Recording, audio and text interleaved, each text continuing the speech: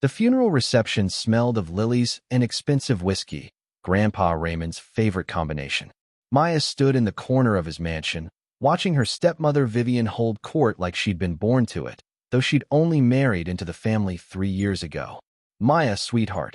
Vivian's voice dripped with artificial sympathy as she glided toward the young woman, designer heels clicking against marble. "I'm so sorry about the will." Sorry. The word felt like a slap to Maya's face. Grandpa had raised her after her parents died when she was 8. He'd taught her to sail, helped her through college, promised she'd always have a place in this house filled with memories. Now, according to his will, everything, the coastal estate, the trust fund, his entire fortune, belonged to Vivian. "I'm sure he meant well," Vivian continued, her French manicured nails brushing Maya's arm. "But you understand, don't you? A man changes his priorities when he finds love late in life." Maya pulled away, her throat tight.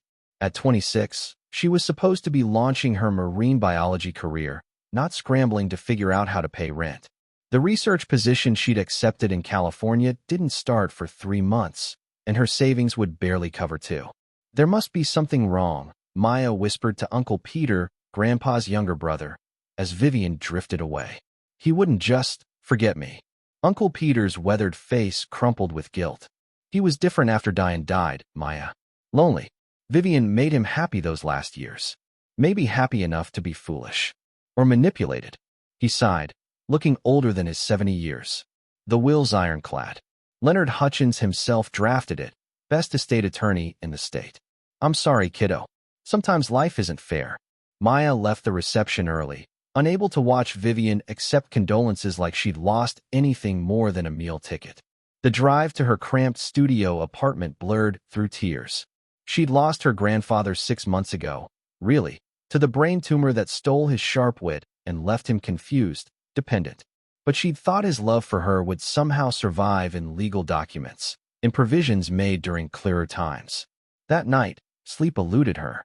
She kept picturing Grandpa teaching her to identify tide pools, his patient hands guiding hers. "Always look closer, Maya Bird," he'd say. "The most important things hide in plain sight." At 2 a.m., Maya sat up in bed, heart pounding. The prenup. Grandpa had been meticulous about legal protections, something about watching his father lose everything in a messy divorce. When he'd married Vivian, he'd insisted on a prenuptial agreement. Maya remembered him mentioning it at dinner once, how Vivian had graciously understood his caution. But if there was a prenup protecting his assets, how had Vivian inherited everything? She grabbed her phone and called the one person who might help, Sarah Chun, her college roommate, who'd become a paralegal at a family law firm. "Maya? It's 2 in the morning. I need a lawyer," Maya interrupted. "The best one you know. Someone who can find loopholes in ironclad wills." There was a pause. Then, "I know someone. But Maya, it'll cost everything you have left." Maya thought of Grandpa's worn sailing jacket still hanging in her closet, smelling faintly of salt and Old Spice. "That's fine," she said. "I've already got nothing."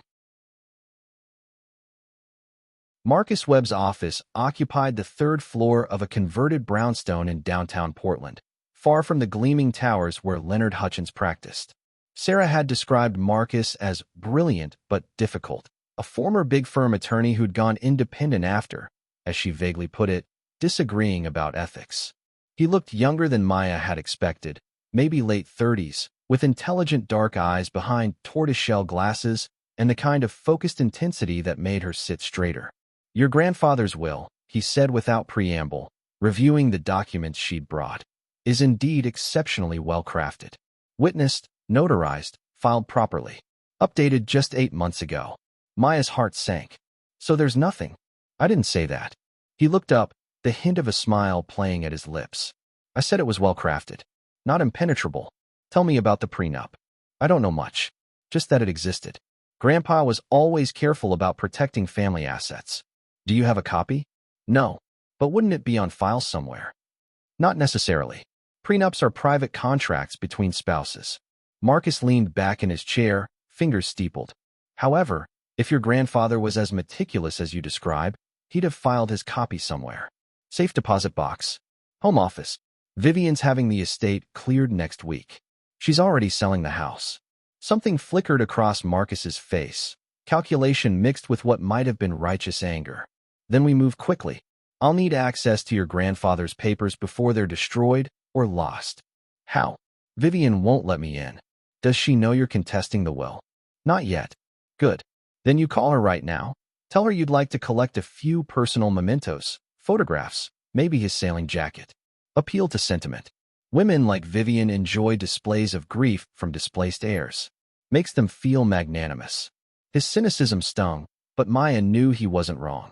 The call was exactly as humiliating as she'd feared. Vivian agreed with exaggerated kindness, suggesting Maya come by that afternoon before the estate sale people arrive. Maya could practically hear her mental calculation. Better to let the grieving granddaughter take a few worthless items than risk her making a scene. Marcus insisted on accompanying her, posing as emotional support, a role that didn't quite suit his analytical demeanor, but that Vivian accepted without question. The house felt foreign already. Grandpa's book collection had been boxed, his favorite chair moved.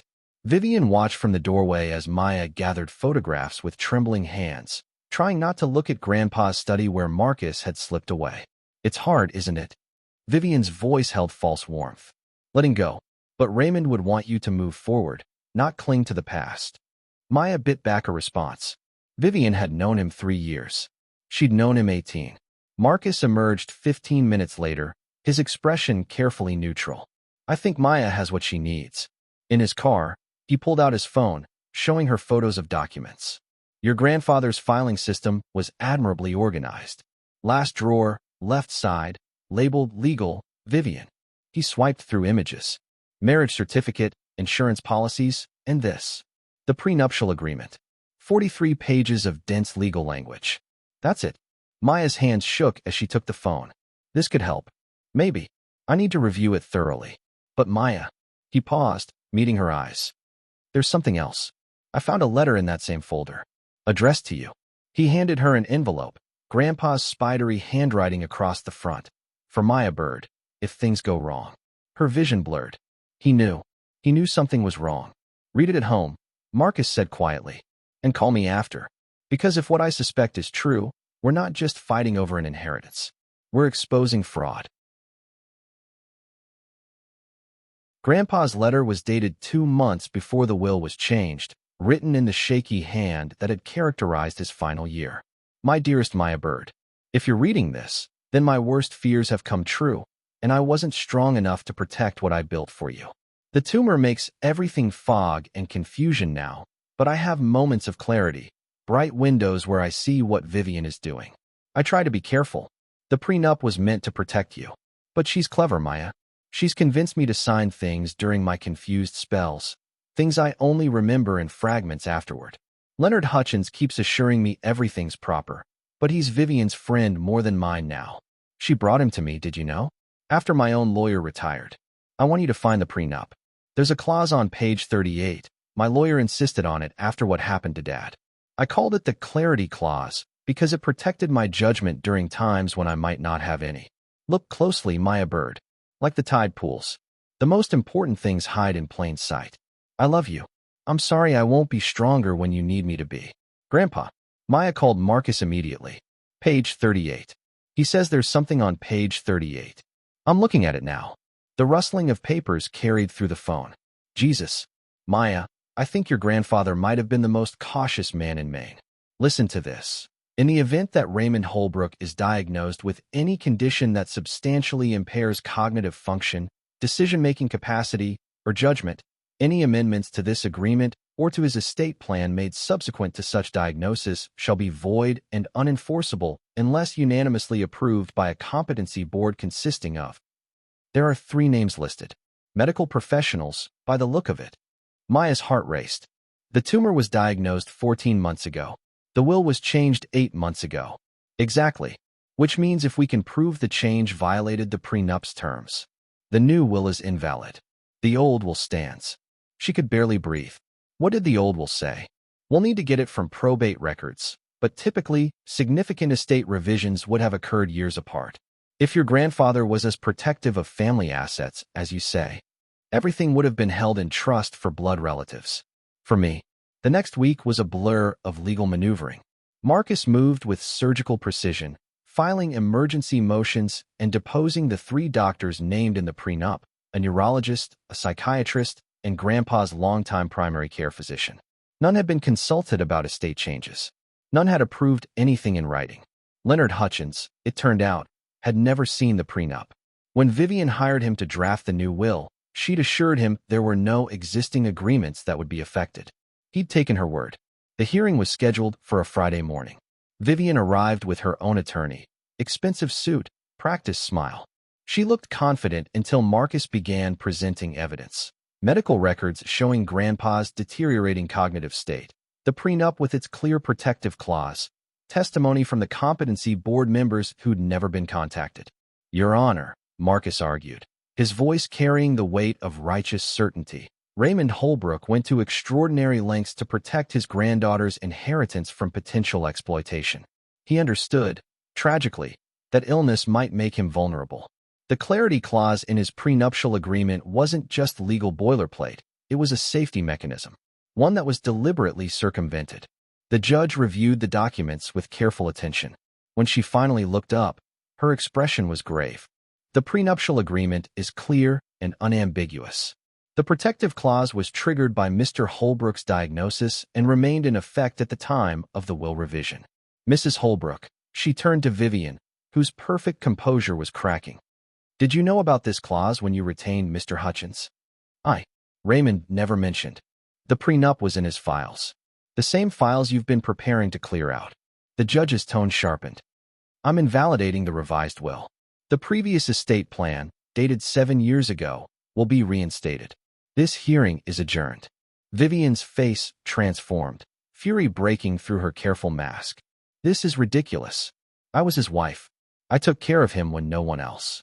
You took care of positioning yourself for a payout, Maya said quietly, finding her voice. Grandpa saw through you. Even with a tumor eating his brain, he saw you. 2 months later, Maya stood on the deck of Grandpa's house. Her house now, legally and emotionally. The estate had been messy to sort out, but Marcus had navigated it with the same focused intensity he brought to everything. The marine research position had agreed to let her work remotely for the first year, based from Maine. You should celebrate more, Marcus said, joining her with 2 beers. They'd become friends through the process, his intensity balanced by unexpected dry humor, his cynicism masking a genuine desire for justice. I am celebrating. Quietly, she looked out at the ocean, remembering Grandpa teaching her to sail. He protected me, even when he couldn't protect himself. That's what this house means. Not the money, the fact that he tried. The clarity clause was brilliant. I've never seen anything like it. Marcus leaned against the railing. Your grandfather must have really loved you. He did. Maya's throat tightened. And I almost lost everything because I didn't look closely enough. The most important things hide in plain sight. That's what he always said. Well, Marcus raised his beer. To looking closely. And to grandfathers who plan ahead. She clinked her bottle against his, watching the sunset paint the water gold and crimson. Somewhere in the house behind them, Grandpa's sailing jacket hung in the closet, still smelling faintly of salt and old spice. Maya hadn't gotten nothing after all. She'd gotten exactly what Grandpa had wanted her to have. A home, a future, and proof that love survives even when memory doesn't. Written into law, hidden in contracts, waiting to be found by someone who knew to look closely enough. The most important things do hide in plain sight. Sometimes you just need the right person to help you see them. If you liked it, subscribe to the channel and enjoy these other amazing stories.